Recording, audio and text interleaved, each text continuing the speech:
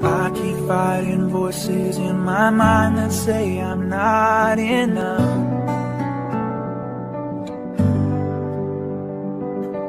Every single lie that tells me I will never measure up.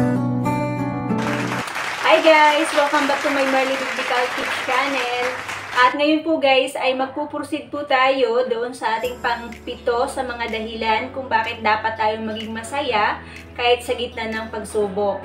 At ang ibabahagi ko nga po sa inyo guys ay yung pang-pitong dahilan. At ang pang-pitong dahilan na ito guys ay you must be happy for you have a mansion in heaven, na mababasa po natin sa aklat ng Juan or John chapter 14 verse 1 and 2. Ganito po ang sabi sa John chapter 14 verse 1 and 2. Babasahin ko po siya sa Tagalog guys, at ganito po ang sabi sa Tagalog: "Huwag kayong mabalisa, manalig kayo sa Diyos at manalig din kayo sa akin.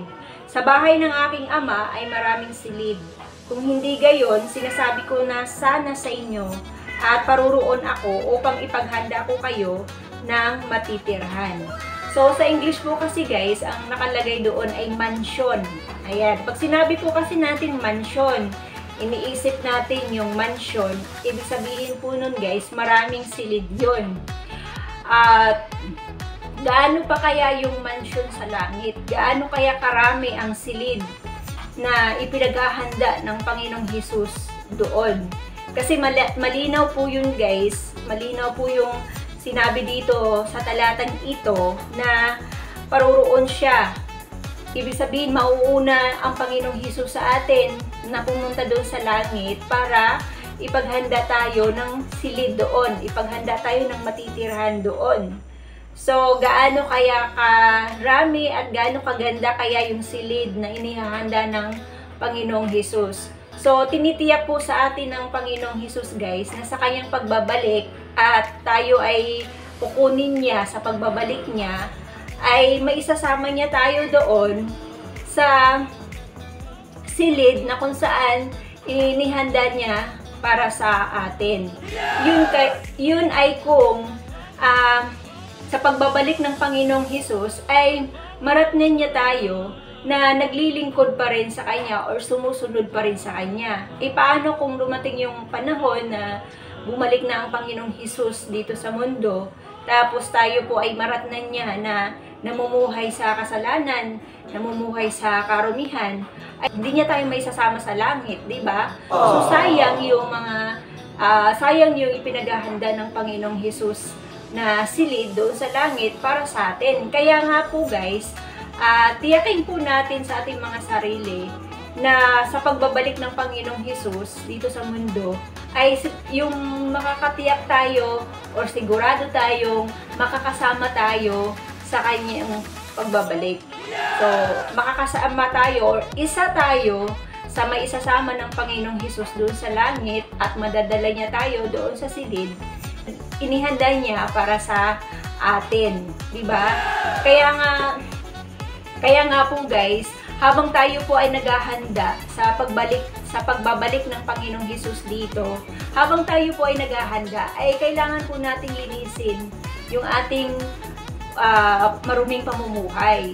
So, kung tayo po ay namumuhay pa rin sa hindi maganda or namumuhay sa kasalanan, so magbago na tayo, magbagong buhay na tayo. Correct. Para pagdating ng Panginoong Hesus ay maratnan niya tayo na namumuhay tayo ng malinis, namumuhay tayo ng tama, namumuhay tayo ng marangal ayon sa paningin ng Diyos. Diba?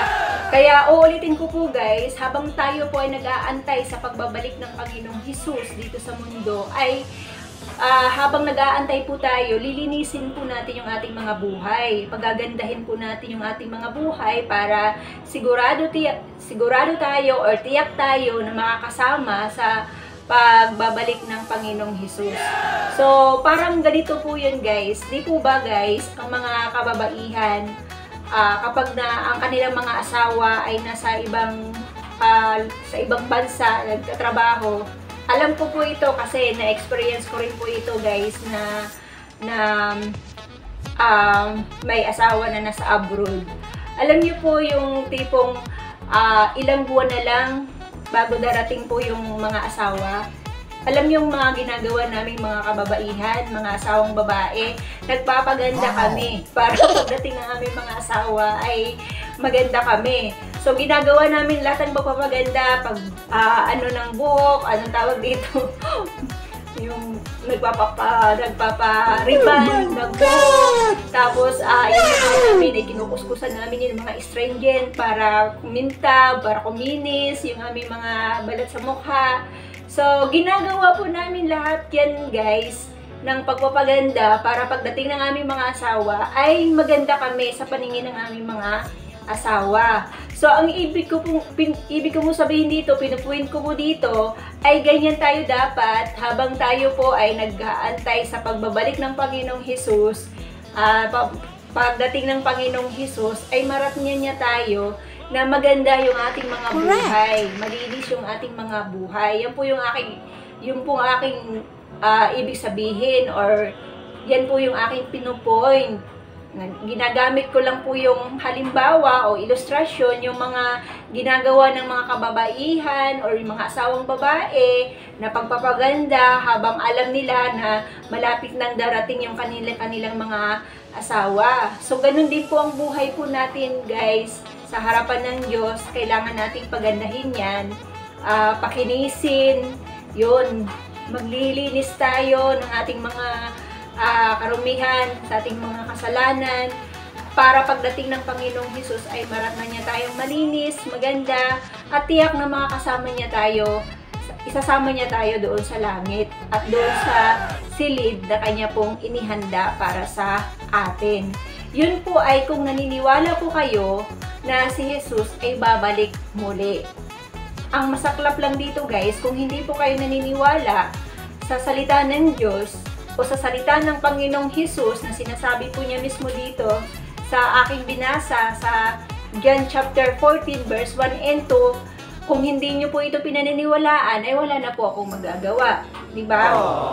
Pero kung naniniwala po kayo dito sa sinabi ng Panginoong Hesus na huwag kayong mabalisa, sabi niya dito, manalig kayo sa Diyos at manalig din kayo sa akin. Sino ba yung nagsasabi dito? Di ba ang Panginoong Hesus ang nagsasabi dito na manalig kayo sa Diyos, manalig din po kayo sa akin.